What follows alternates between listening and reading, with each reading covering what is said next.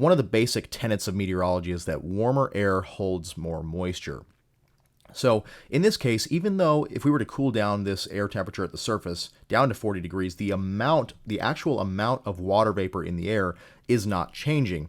But because this air, we have to cool this air all the way down to 40 degrees Fahrenheit to get to that point of saturation.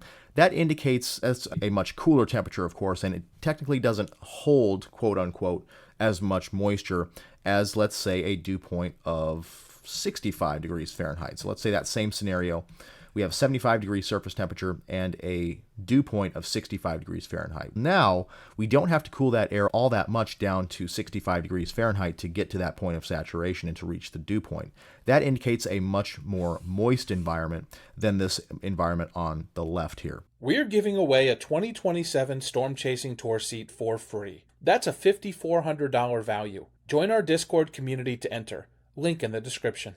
Generally, we want our dew points to be on the higher side for severe weather, especially relative to our temperature. Because let's say if we have a dew point, let's say our dew point is 75 degrees Fahrenheit. That at the surface just by itself is a pretty high dew point.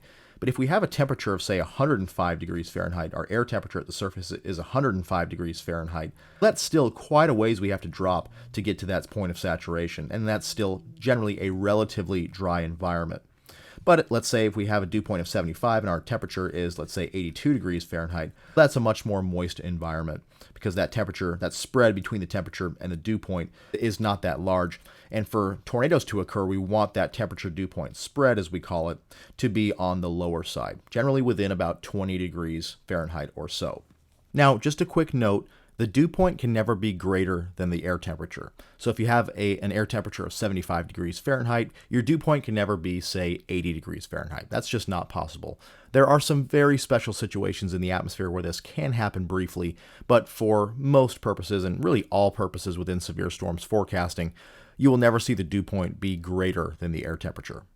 Our typical ranges for severe weather, as far as the dew point goes, most of the time you want to see those dew points in the 60s Fahrenheit.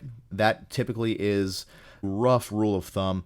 Again, it varies based on the air temperature and some other factors in the environment. There's been severe weather setups that have happened with dew points in the 40s and 50s, but usually this is when your air temperatures are in the 50s and 60s, so that temperature dew point spread is on the lower side. This happens a lot in the fall and winter months when simply the air temperatures are often cooler, they don't hold as much moisture, so you don't need as much moisture in those off-season setups than you do in, say, the spring, when our moisture return is more robust and our air temperature is greater overall. It's all dependent on, and it's all relative to the air temperature. Remember to check out those links in the description below, and then watch another video.